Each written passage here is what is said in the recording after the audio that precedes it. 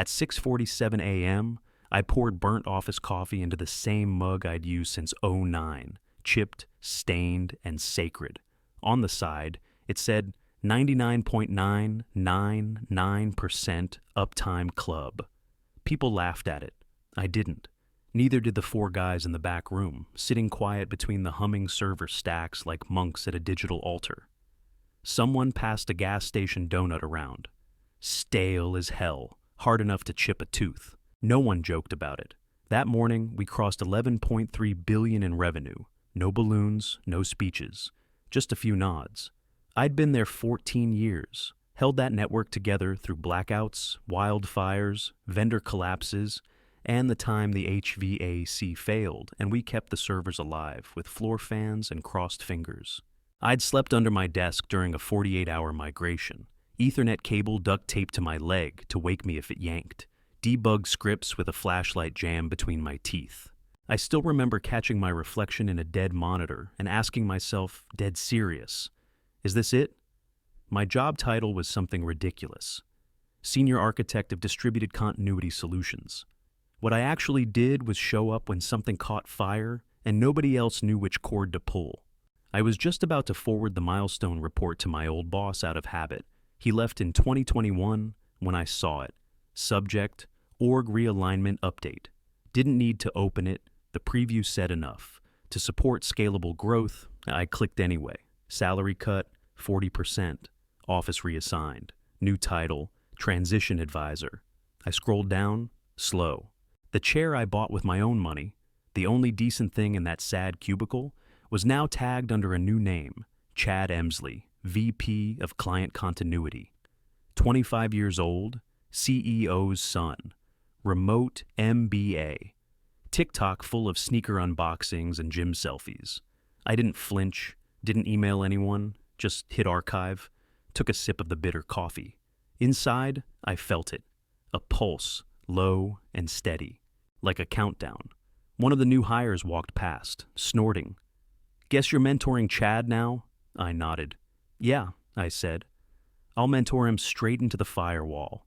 She walked off without waiting for an answer. Didn't blame her. Nobody wanted to deal with the fallout of a legacy guy going radioactive. Next morning was the all hands.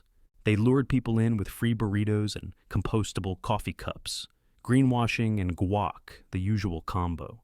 I stood in the back, leaning against the wall under a "Wellness is Winning" poster. Watched the interns' fake excitement like it was their first real job and not a half-paid content mill with free hoodies. Then he showed up. Chad. Walked in like he was headlining a Netflix startup doc. The kind where no one knows what the company does, but everyone claps anyway. Hair stiff with product. Sneakers glowing white. He grabbed the mic with both hands. Call me C-Money, he said, grinning like a frat pledge with a trust fund. Finger guns. Actual finger guns. Then he started his pitch. Let's shift the customer paradigm. Build viral flow. Tap into Gen Z loyalty curves. It was like listening to a malfunctioning LinkedIn ad. He mispronounced 3 client names. One of them pays $70 million a year. He laughed it off. Or we just rebrand them, right? Fresh start. Fresh vibes. A couple nervous chuckles. Mostly silence. You could hear someone stirring cold brew in the back. Then he got to his big slide. I saw the animation cue first. Click. My architecture diagram. No credits, no context. Just ripped, stripped, and slapped into a Canva template with Comic Sans, headers, fire emojis, and a dancing dog gif labeled Fast Path to Smiles.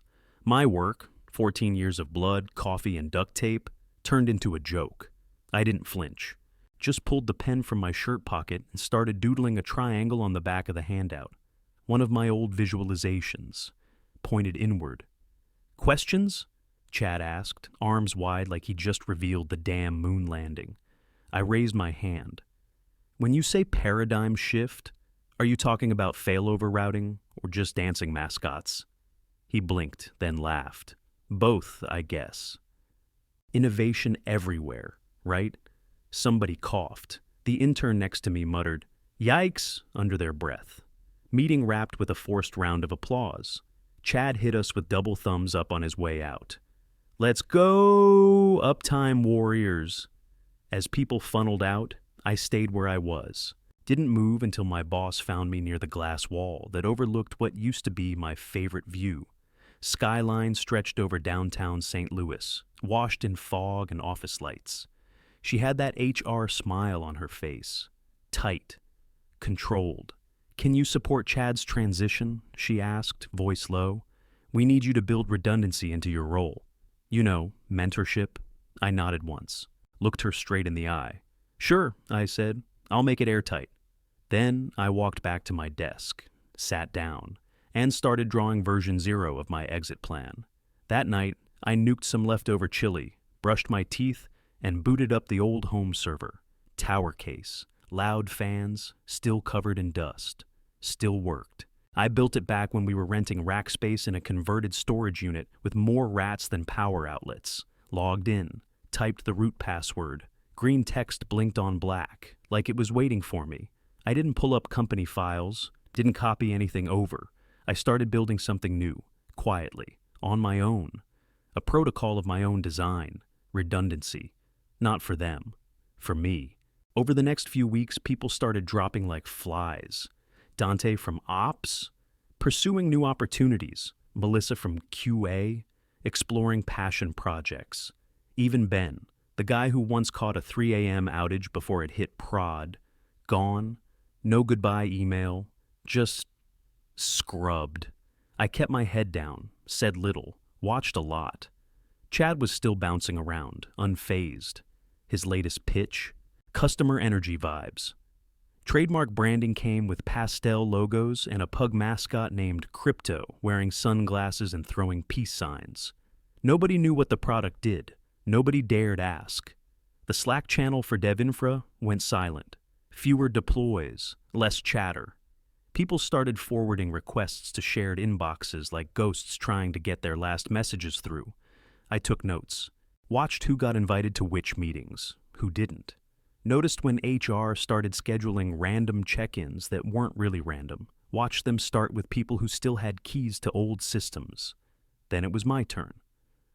One Thursday afternoon, 2 HR reps called me into a glass-walled room near the front. One bubbly, one robotic. The bubbly one smiled too hard. "Thanks for meeting with us today." The robotic one slid a folder across the table. NDA on top, severance details underneath. A transition stipend, they called it. Along with some bullshit about mentorship credits for helping Chad level up. I flipped through it, slowly, didn't blink, didn't speak. When I got to the NDA section, I looked up. "I'm still listed as sole operator on 3 routing endpoints," I said. 2 of those are embedded in core integrations. "You sure your replacements are ready?" Silence.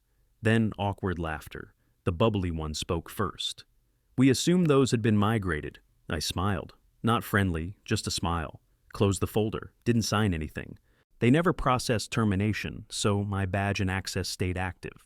That night, I went down to the basement, moved the detergent box, reached behind the dryer, pulled out a shoebox. Inside, printed documentation from the Series A days. Real paper, my handwriting in the margins. I flipped to the last page, read it twice. Grant of license, revocable, meaning I could pull it back at any time. My heartbeat didn't spike, my hands didn't shake. I just closed the lid and slid it back into place. Tomorrow, I'd add a few more lines to my redundancy protocol. But tonight, I slept just fine. The next break came in at 1:12 a.m. Slack notification lit up my screen from Chad. "Node glow-up alert." I clicked it. Shouldn't have. He'd renamed 3 core clusters. Node, Bay. Node, Groot. Nodes Taylor Swift, not Lana, LOL. No version control, no rollback config. Just vibes. I stared at the message for a full minute, then forwarded it to my personal email. Subject, Exhibit A. By noon, the analytics reports were choking. Filtering time shot up. A /B comparisons turned into garbage. One dashboard looped forever, stuck on a loading spinner that looked like it came out of a 97 screensaver. By 3 p.m., our internal tools were crawling. Clicks took 10 seconds to respond. Some pages just blanked out. I rerouted 2 admin tools slightly, adding strain. Chad's new analytics app, all pastels and animated charts, started spitting out null values in 5 languages. The pings started rolling in. Can you take a look? Is this a vendor outage? Did someone deploy untested logic? I replied once. Possibly migration bugs. Monitoring I already knew. Then the cluster renames broke routing anchors. My script couldn't locate Node Bay. It didn't know what the hell a Taylor Swift not Lana was. The system was still running, just blind. Meeting got called. Executive emergency sync. Everyone showed up. CEO strolled in, freshly tanned, smiling like he just stepped off a yacht. "We're on fire," he said, clapping his hands. "Let's make the investor demo shine." Chad leaned forward. "Can we showcase the new node names?" he asked, like a kid showing off his LEGO set. "Customers love personality," the CEO said. "Gives us edge." Green light just like that. I raised my hand. "Routing instability might delay the live demo," I said, calm, factual. The CEO waved me off. "Trust the new blood," he said with a smirk. I nodded. Once. Back home, I made tea. Sat down. Logged in. Typed into the terminal. Bash copy code. Set. Trigger. Drop. All equals 0. 85900. Not a hack. Not revenge. Just silence. Scheduled. They wanted vibes. Wanted to dance on top of logic and call it culture. Fine. Let's see how vibes hold up when the anchors go dark. Friday morning, coffee in hand. Cardigan slung over one arm. Nobody noticed me walk in. The place buzzed. Final investor demo day. Ring lights set up in every corner. A folding table stacked with pastries shaped like our logo, half melted under warm LEDs. I strolled past my assigned pod space, just a dry erase board with my name half erased under a cartoon banana. No desk, no chair, just vibes and exile. I kept walking, down the old hallway, past the glass walls and focus booths, toward the gray steel door marked Legacy Infrastructure, slid my badge. No red light, still had access. Of course I did. Nobody remembered this room even existed. Inside, it smelled like dust and warm plastic. I sat at the terminal. CRT screen flickered awake. Vault relay. Standby. Kill switch countdown. Live fans hummed in the walls. Familiar, steady, comforting. At 8:51 a.m., I confirmed everything. Redundancy script primed. Restore path locked. One last look. Nothing flashy, just lines of logic waiting to do what they were built to do. I didn't flinch. At exactly 9 a.m., the live stream kicked off. CEO's voice echoed through the halls. "A new era begins now." He smiled for the camera. White teeth, K-Man tan, startup energy, then black. Dashboards flatlined. Charts froze mid-load. Customer data feeds choked, then went silent. No error messages, no alerts. Just static. The PR team gasped like someone died. Engineers started shouting, rattling keyboards, refreshing screens. Chad slammed his tablet so hard it bounced off the table. "It was fine yesterday," he barked. "Maybe DNS? Maybe the vibe layer?" People scrambled. Phones rang. Someone tripped over a ring light cable and took out a tray of branded muffins. Twitter lit up. Hashtag $1 billion blackout. I stood, picked up my coffee, walked calmly to the machine in the corner, poured another cup, stirred in powdered creamer with a plastic knife. Someone yelled across the chaos, "Who even understands the legacy shell?" I raised my cup. "I might," I said, "but I'd have to check." The moment I said it, half the room froze. The CEO looked like someone yanked the power cord on his tan, mouth open, skin pale. PR manager started Googling how to spin a complete systems blackout without using the word catastrophic. And Chad, poor Chad, was hunched in a corner, hyperventilating into a branded paper bag that said, "Breathe, then build." I held up the flash drive. Old, scratched, faded label on the side, RR0, 0001. "This holds the decryption," I said. "The system's asleep, not broken." The CEO practically lunged. "Bring it back," he snapped. "We'll double your salary." I didn't say a word, just turned and walked out. Through the chaos, past the broken ring light, past two junior devs whispering into headsets like NASA launch techs, back to my desk, or what was left of it. Pulled out my personal laptop, booted clean, fan kicked on, calm, composed. Just like I'd practiced. Opened the email client, typed to board@company.com, subject restoration invoice, final attached to the PDF, nothing in the body. The document said everything they needed to know. Routing restoration, $2.5 million. Full reintegration and failover rebuild. Additional 7.5% equity delivery. Timeline, immediate upon cleared payment. Window, 4 hours, non-negotiable and bold, centered at the bottom. Call it what you want, ransom, reinstatement. I sat back in the chair, watched the file finish uploading. Clicked send. Didn't wait for a response. Didn't blink.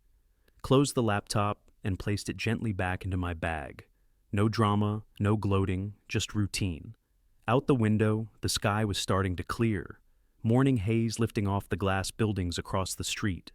Behind me, I heard someone scream, "Why is the investor stream still frozen?"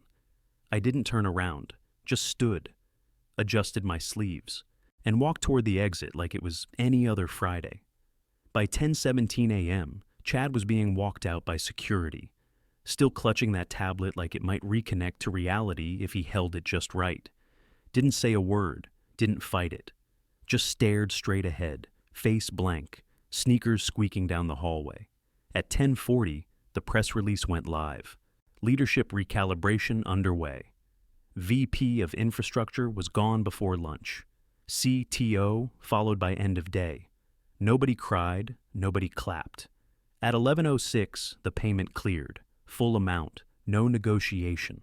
Wire transfer from a Cayman account with more zeros than personality. At 11:08, system came back online after payment auto-triggered the release. Quiet, seamless, like nothing happened. Uptime restored. I didn't log back in, didn't check the dashboards, didn't reopen Slack, my account, already deactivated. Instead, I sat at my kitchen counter and filed the paperwork. Legacy Logic, LLC, simple name, meant what it said.